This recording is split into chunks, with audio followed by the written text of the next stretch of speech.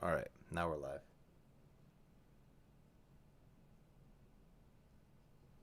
All right.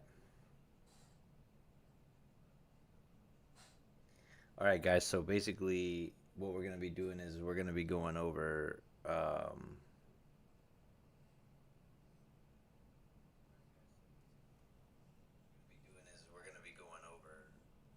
All right, cool. So basically, what we're gonna be doing is we're gonna be going over the submission only series that just happened. It was in California. It was in Huntington Beach, put on by Mike Wilson.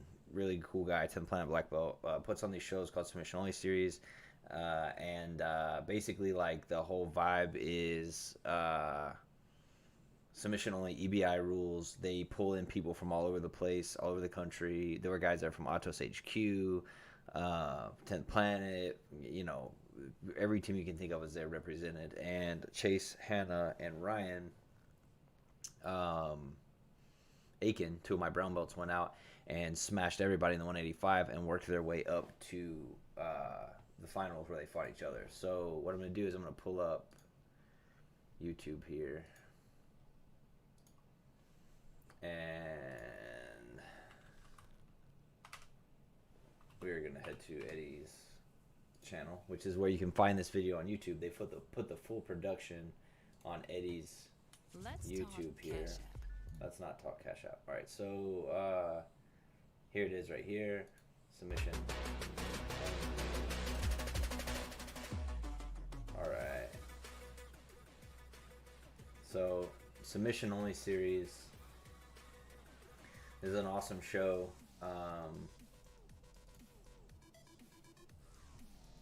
And they have a full production version of it on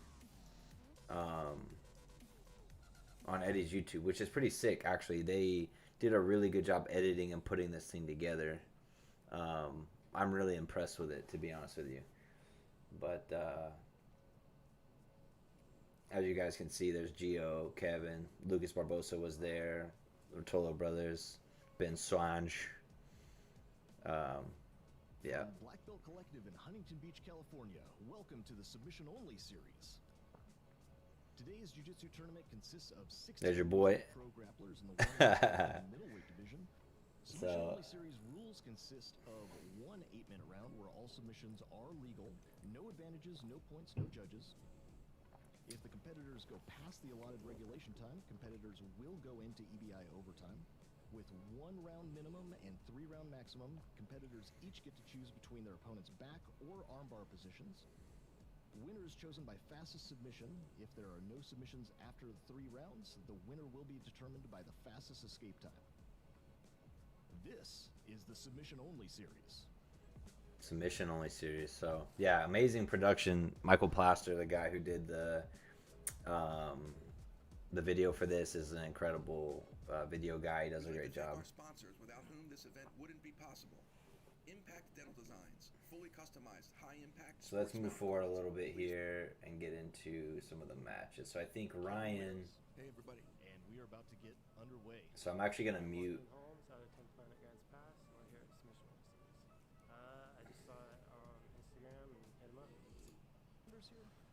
I can't see the right side. I don't. All right, so we got to get through this match here. It's kind of a long match. They went to. The arm presented itself with the far side underhook. They went to overtime. Never really got his game going. Couldn't get anything going offensively. Pretty much flat on his back. So after the interviews, I'm gonna mute them, Oh, and it's miserable. I mean, and then I'm gonna talk you guys through what we see here. minutes. I mean, that's gonna break anybody, and it led to the eventual pass. Which led to the eventual finish. Looks like he's pushing the pace pretty good there too, so not And if you guys could share this stream, that would help me out a lot. Actually, just Looked very. nice X break on the arm there for that guy. Kind of a weird armbar finishing position, but a great X break he hit there. Let me see if I can find Ryan's match.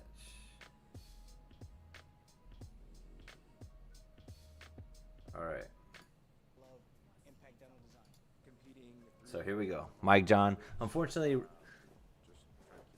Ryan ended up fighting a 10th Planet black belt in the first round. It was less than ideal.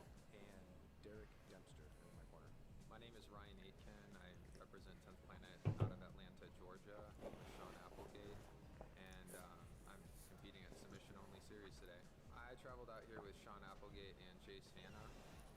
Well, the invitation happened because Chase went out and just cleaned house at a tournament at New Way, along with some of our other competitors out in like South Carolina, I think.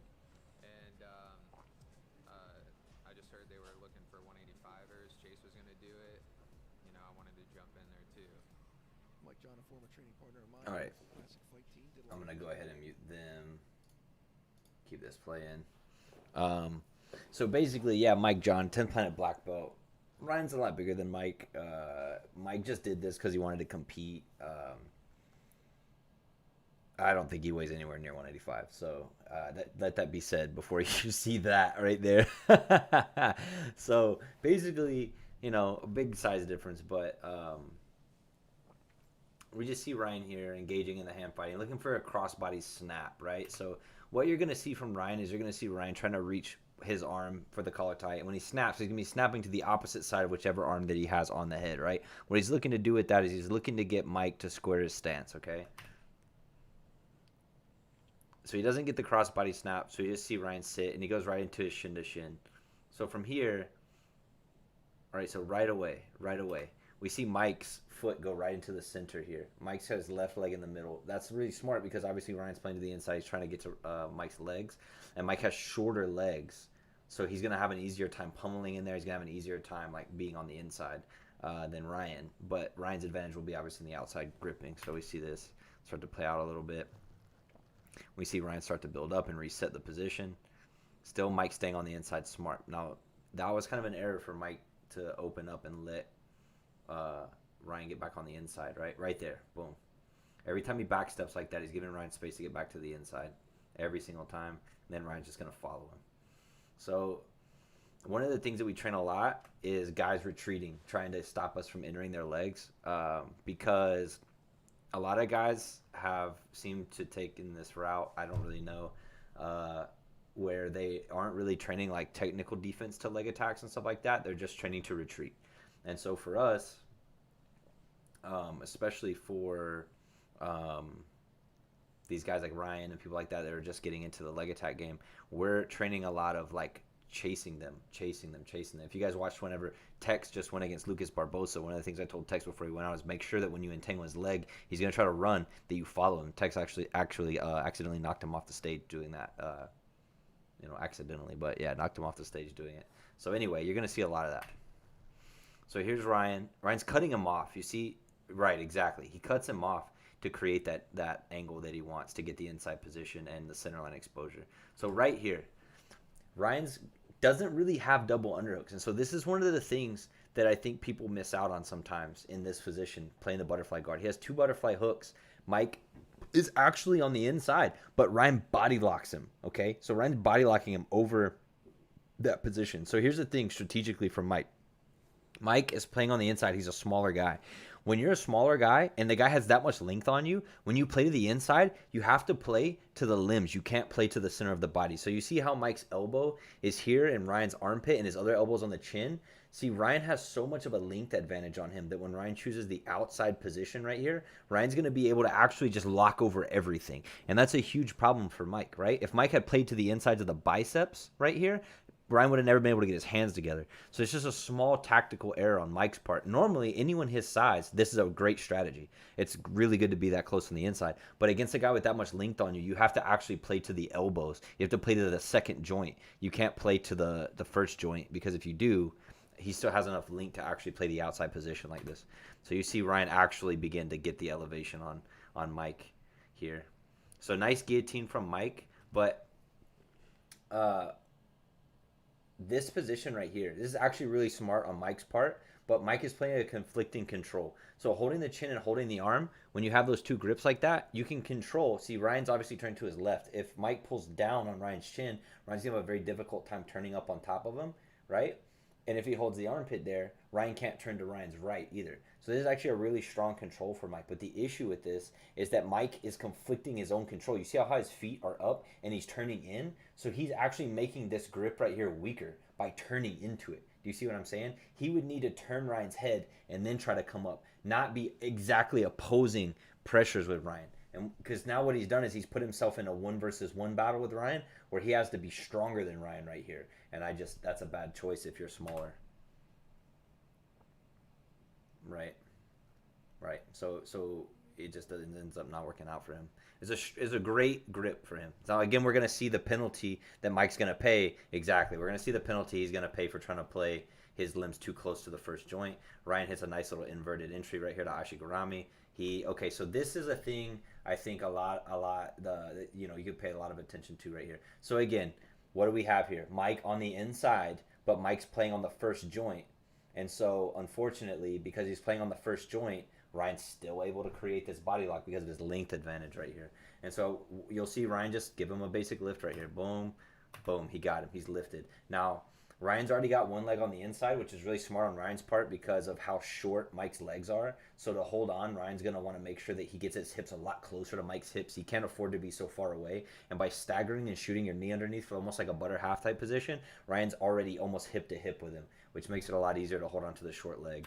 So he goes here, he hits a roll, Ryan comes on top. So Ryan's in this sort of top side Ashigarami right here, boom, right here. Now, a lot of people come up into this position in Jiu-Jitsu. You see a lot of people transitioning up into this sort of this stacked Ashigarami, we call it Captain Morgan.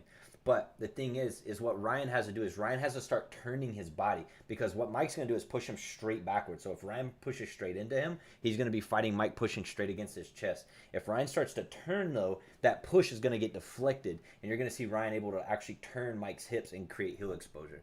So it's going to go something like this right here. And Ryan turns. So that push, when Mike pushed him, it did nothing, because when Ryan turns, now Ryan kind of wants to go away. So now, you know what I'm saying? Mike's holding on to the knee here. I don't know. That grip's not really going to serve him too well. Pushing on the elbow is kind of smart, trying to keep him off of the bite. But that's only going to last so long because Ryan's going to keep moving away from him. So he's going to move away from him far enough to where that leg's not going to matter anymore. Right about there. So you can't see it, but this is where Ryan got the heel when Mike's leg is no longer effective at pushing that elbow away anymore. And so now we're going to see Ryan. Yep, exactly. Switching to the reverse grip. He's losing the toes big time, but I'm sure, yeah, exactly. So Ryan recovers the grip there. It's hard to see exactly everything that's going on, but essentially Ryan gets the reverse grip right there, and that reverse grip is going to break your leg. Like, it's just so nasty. He's already belly down on it, so it was a good tap. Good plays by Ryan, good tap on Mike's part. Great work from Ryan. Yeah, that was a beautiful sweep, and then just found the heel on the way over, and it was too little too late.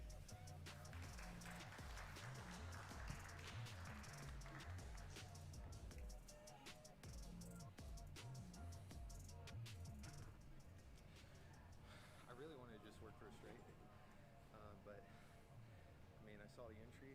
He turned, wanted to give it to me, and just kind of locked up the heel on the outside. Did that pop? Crunched a little bit. I always feel a little bad about that, but yeah. Congratulations on making it through. Thank you.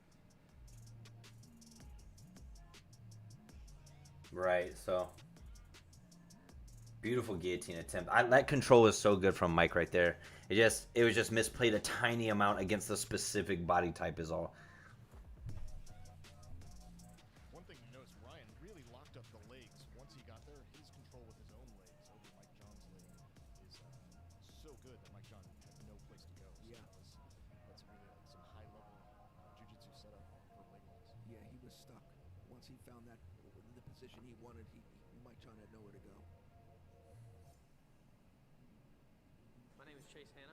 So we're rolling right into Chase's first match, and I'm just gonna do 4 weeks, one match apiece. I'm not gonna cover too much. Hanging out with you guys doing a submission only series. Man, tons of different things. A lot of stuff in Jacksonville with Brian Brown, Kukudo, which was a tournament in Atlanta that the last one that I did, they had an absolute, and I was absolute champion for that, and did the ADCC trials a couple of times on the East Coast, so it was pretty cool. So right now I'm at the submission only series. My name is Jimmy Dolan. I'm training out of Zenith BJJ, 10th Planet Portland, and 10th Planet Seattle. So getting around a little bit, doing a little bit of cross training. But yeah, I'm excited to compete. All warmed up and ready to go. Came up here with my buddy Morgan Matizak. He's also trains over at 10th Planet Portland. We've been training since like right when the before times hit, right when that COVID hit, and then we've just been training ever since.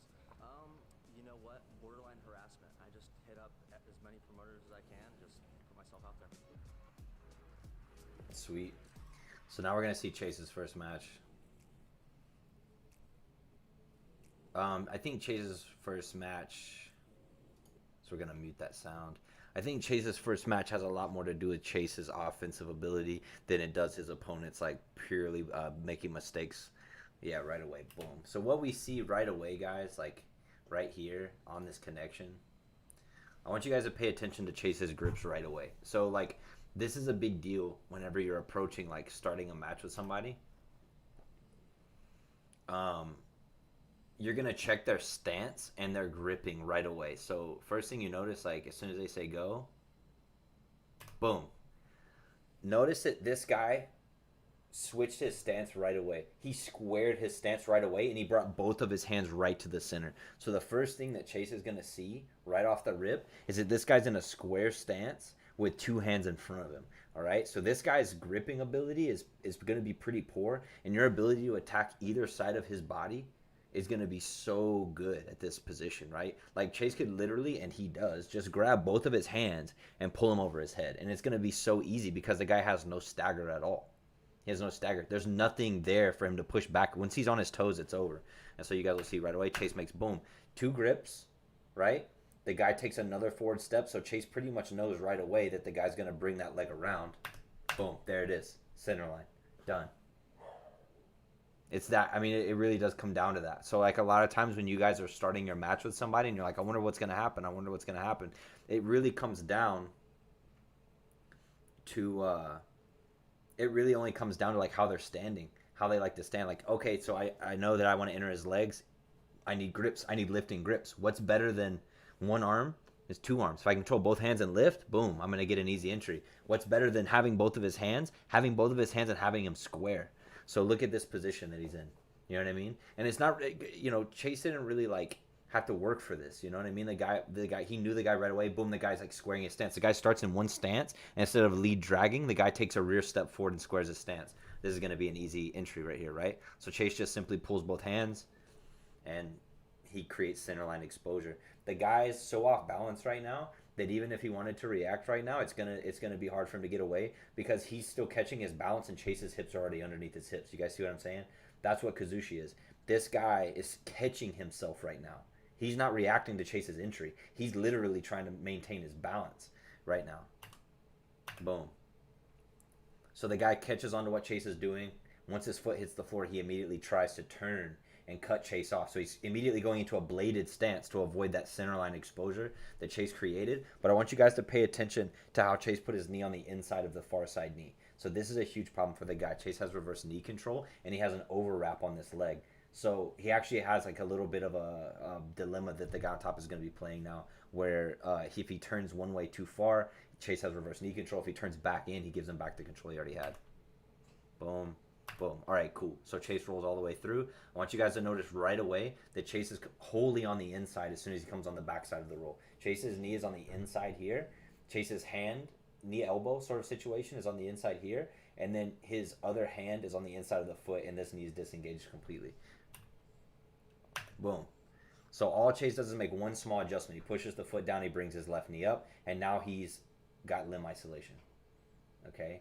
So it was just after the roll, all he focused on was staying on the inside completely, right? So the guy chose to go through. Chase had reverse knee control, which leads to full inside position here.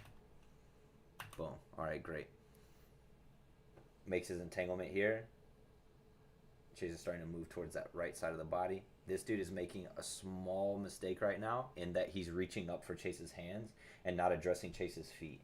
So, yeah, I thought it was more Chase's pure offense, but this guy actually did make a defensive error here. So the problem with doing this is if he starts reaching for Chase's hands right here, Chase's feet are the problem. Chase's hands aren't a problem right now. Chase could reach back and rip on a heel hook, but with no like decent entanglement, it's not going to mean anything, right? Grabbing the hands it's premature. He should have been fighting Chase's feet to stop Chase from securing a dominant entanglement on his leg, right? So like we'll let that play for a second. Boom. So you see already, and this is going to be the exact same scenario as what you saw with Ryan, where Chase is anticipating this guy's directional switch to shove him away, and as soon as he tries that directional switch, he's going to deflect that by turning up, right? So here goes Chase, boom, boom. And you find the exact same scenario again that Ryan had Mike in, where they've turned over and the directional switch is there, and now the pushing away doesn't work anymore, and the guy's gonna have to start trying to build up to create a defense here. But again, look where this guy's hands are. Okay, so another huge error in defense. We went just a frame too far. We went just a frame too far. Where are we now? 232. We need to go back to 231. 230. All right, right here. He turns up, boom, and then Chase is going to start digging, okay? So notice Chase's left hand coming through to secure to slow the progress on him hiding the heel here, right? That's a massive detail. So then from here, of course, Chase is going to start to bite. Boom, done. So now you see the hand. Again, he's grabbing the hands, but he's even grabbing the wrong hand because that's not even the hand that's a problem. Boom, Chase bites. So after he bites here, he's going to start coming back in this direction, okay? It's not because he's trying to twist the heel, right? It's because he's trying to move into a belly down break on the ankle here, okay? And without an outside Ashigarami, this belly down break isn't going to be that great. But if Chase manages to rotate all the way back to his other hip, that break is going to be pretty good. So what we're seeing right now is just simply, you know, the progression of that. And he's going to start to come back. And there it is, boom.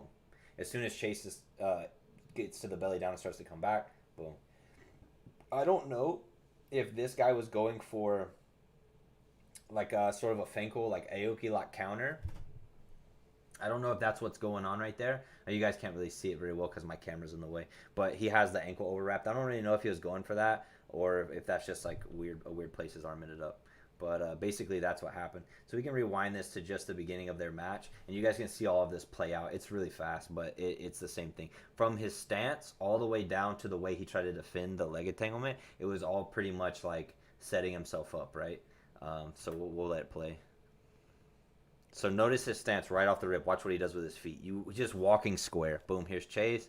He's solely on the inside. He pushes the foot down. Ashigarami, reroll, bite, and he takes him belly down for the break right there. Boom, done, tap, done. Easy enough. You know what I mean? Easy enough. So Chase wins it. I'll turn on the interview. I don't know the exact time. What was the question? Yeah, it was just I sat in.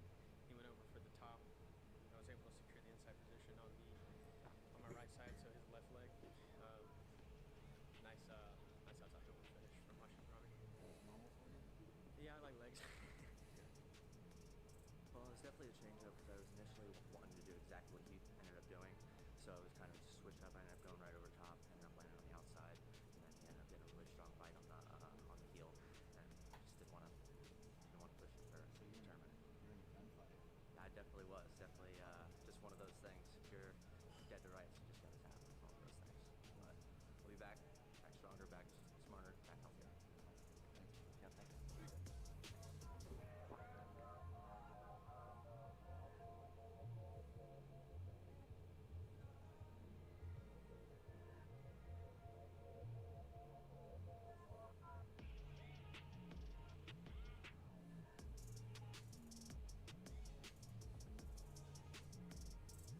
Yeah.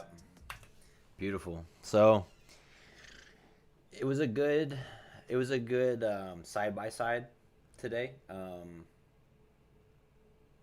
It was a good side by side with Ryan and Chase's first matches, considering how they finished both of them. They kind of finished them both the same, right? They both entered their opponent's legs, and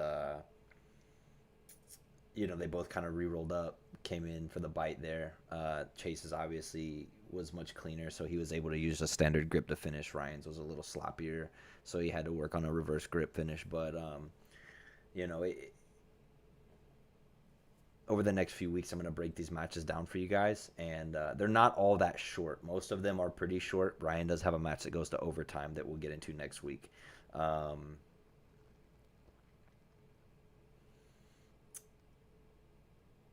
We're going to get into all that stuff. I'm going to break it down for you guys, talk about some of these overtime strategies. We're going to talk about some of these Kazushi mechanics. That thing that Chase just did in there, it was like kind of like perfect case scenario. Like, guys gonna walk at you, like zombie walk at you, and like if you guys are doing that stuff, I urge you guys to change your game immediately. If you're approaching someone's guard or just approaching a match in general and you're zombie walking, 1 foot trudging, like stance switching, you're setting yourself up for this kind of stuff. You're also setting yourself up for some very easy wrestling counters to your stance. So please pay attention to how you start your match and your stance like that. There's a lot of high level guys that do it. You know what I mean? It doesn't make you like low level. It doesn't make you like bad at jiu-jitsu or anything. It's just something that you guys can pay attention to, and it's such a subtle change that you guys can make that'll make your game so much more imposing against someone right at the beginning of a game. Beginning of a match anyway. So anyway, I'm going to keep these kind of short, 25, 30 minutes, and I'm going to be posting them. So please share them if you liked it, if you got something out of it. Whenever we're able to like look at longer matches, you guys will have a bigger sample size of technique, and I'll be able to break some more things down for you guys. It just happens to be that in this tournament, Chase and Ryan both finished their first opponents pretty quickly. So it was like just an in and out type deal here. But yeah, thank you guys for checking it out. I hope that this helped you guys out, shed some light on it. If you guys want to watch the whole thing, like if you're like, can't wait week to week, you know what I mean? You got to see the event and see what happened. You guys can go to Eddie's YouTube page and look up Submission Only Series 4. It's the 185 Pros, and you guys can watch it all the way through. There's some good matches in there. There are matches that don't involve my guys as well. And you'll spoil the whole thing, but it's pretty cool. It's a great production. I think Mike and the two Mikes, Mike Wilson and Mike Plaster, I think they both did an amazing job on this thing. So anyway, guys, thank you guys for checking it out. Hope it helped you guys, and I will catch you guys next week for the next installment